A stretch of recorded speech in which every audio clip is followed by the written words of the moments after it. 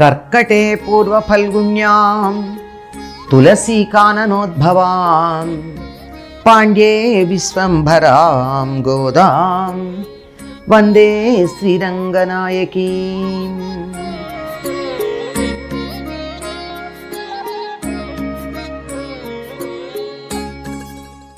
தூமணி மாடத்து சுத்தும் விளக்கெரிய தூபம் கமலத்துல இளை மேல் கண் வளரும் மாமான் மகளே மணிக்கதவம் தாழ்த்திழவாய் மாமீர் அவளை எழுப்பீரோ உன் மகள்தான் ஊமையோ அன்றிச் செவிடோ அனந்தலோ ஏம பெருந்துயில் மந்திரப்பட்டாளோ மாமாயன் மாதவன் வைகுந்தன் என்றென்று நாமம் பலவும் నవింద్రేలోరెంబావాయ్.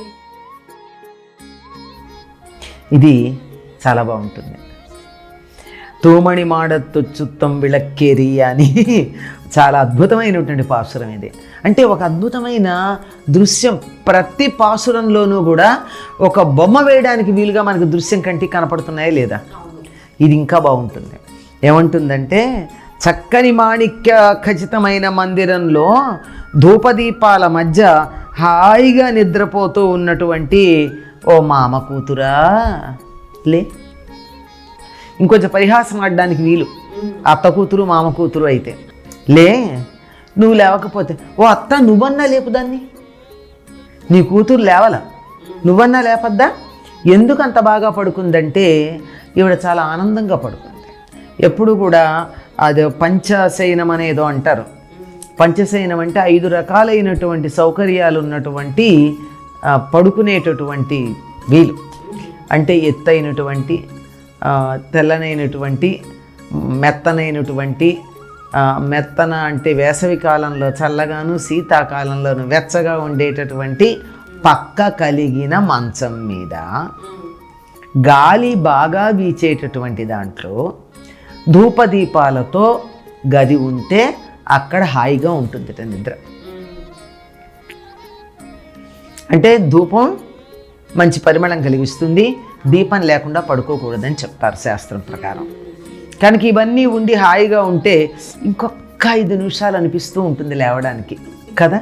అంత హాయిగా ఉన్నటువంటి చోట సుఖంగా పడుకున్నావే నువ్వు, పట్టుపాన్పు మీద నిద్రపోతున్నావు ఓ అత్త కూతురా లే. ఉలుకు పలుకు లేదు, పోనీలే ఓ అత్త నువ్వన్నా లేపు నీ కూతుర్ని, ఇంకా లేవలేదు ఏ మీరెవరు లేపరా? మేము మాట్లాడుతుంటే సమాధానం చెప్పట్ల, మూగదా, చెవిటిదా, అలిసిపోయిందా? ఎవరైనా మంత్రం వేసి లేవకుండా చేశారా? ఏమో మేమందరం కలిసి వాసుదేవుడు నామాలు పాడుతూ వెడుతూ ఉన్నాం, నీ కూతురే రాల. కారణం ఏమిటో నువ్వే చూసుకో, చూసి లేపు. ఈ కారణాలు ఉంటేనే భగవంతుణ్ణి కీర్తించటానికి రాలేకపోతారండి. మూగవాళ్ళు నోరారా కీర్తన చేయలేరు, చెవిటివారు అవతారాలు చేస్తూ ఉంటే వినలేరు.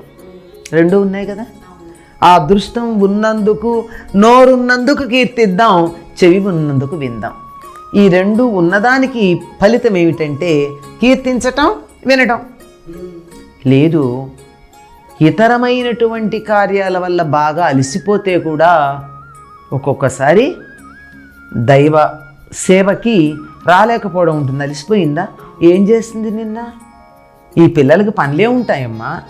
ఈ రోజుల్లో లాగా హోంవర్క్లు లేవుగా. ఆ రోజుల్లో పాపం ఆడుకోవడం తప్ప మరో పని ఉండేది కదా హాయిగా పిల్లలకి.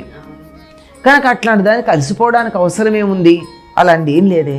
నాకు ఒక అనుమానంగానే ఉంది, ఎవరన్నా మంత్రమన్నా తంత్రమన్నా చేస్తుండారే పూజకి రాకుండా అడ్డుపడ్డానికి. అంతే అయి ఉంటుంది. మేమంతా వాసుదేవుడిని కీర్తిస్తుంటే నువ్వెందుకు రాలేదు? అమ్మాయిని రమ్మని పిలిచారు. ఎందుకంటే ఇందులో ఎవరైనా ఒక భక్తుడు లేక భక్తురాలు భగవంతుణ్ణి సేవించుకోవడానికి వెళ్ళాలి అని అనుకుని వెళ్ళకపోతే వాళ్ళని ప్రోత్సహించవలసినటువంటి బాధ్యత ఇంట్లో వాళ్ళకుంది, పెద్దలకు. నువ్వు రోజు గుడికెడతానన్నావు కదా, ఎందుకు వెళ్ళట్లేదు అని గుర్తు చేయాలి. గోదాదేవితో కలిసి నువ్వు పెడతానన్నావు కదా అల్లి, వాళ్ళందరూ వచ్చారు అని ఇంట్లో తల్లి చెప్పొద్దండి. పిల్ల సరిగ్గా లేదు అంటే, పిల్ల కానీ పిల్లవాడు కానీ సరిగ్గా లేరంటే తల్లిదండ్రులు ఇద్దరిది బాధ్యతే కదా. కనుక అత్త నువ్వు అన్నా లేపు. ఒకవేళ నువ్వు లేపి ఆ అమ్మాయి మాతో రాకపోతే ఏమిటి, చెవిటిదన్నా కావాలి, మూగదన్నా కావాలి, లేదా ఎవరన్నా ఆవిడ మీద మంత్రప్రయోగం చేసి ఉండాలి. చెవిటి మూగ అయితే ఏమో కానీ మంత్రప్రయోగం చేస్తే బాధ్యత కలిగిన తల్లిగా దాన్ని పోగొట్టవలసిన బాధ్యత నీకు ఉందా లేదా? ఉందా లేదా? ఇది ఎన్ని విషయాలను ఇందులో మనని చాలా సున్నితంగా సూచిస్తూ చెప్తోందో గోదాదేవి. అంటే నేను బాహ్య ప్రపంచంలో, లౌకిక ప్రపంచంలో ఉండే ప్రాక్టికల్గా ఉండే విషయాలే చెప్తున్నా కానీ ఆధ్యాత్మికంగా ఇంకా చాలా విశేషాలు ఉంటాయి వీటిల్లో. ఇంతవరకు అర్థం చేసుకున్నట్టయితే ఆ తర్వాత మనం అంటూ ఉండగా, ఈ పాసురాన్ని తలుచుకుంటూ ఉండగా, చదువుతూ ఉండగా అనేకమైనటువంటి అర్థాలు మన మనస్సుల్లో మెదలక తప్పదు.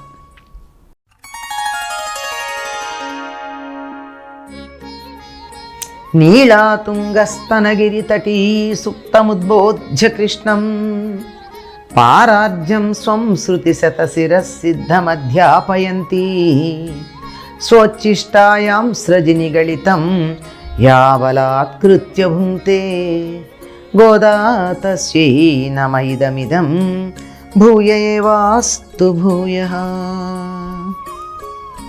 మాతా చేత్ తులసీ పితా యది తవ శ్రీ విష్ణు చిత్తో మహాన్ భ్రాతా చేద్యతి శేఖర ప్రియతమ శ్రీరంగధామా యది జ్ఞాతారస్తనయాస్తదుక్తి సరసన్ స్తన్యేన సంబద్ధితా గోదాదేవి కథన్త్వమన్యమనిశం సాధారణా శ్రీరసి వేణీబంధ సుగంధోరుగంధబంధురమాలినే విష్ణుచిత్తతనూజాయై గోదాయై నిత్యమంగళం.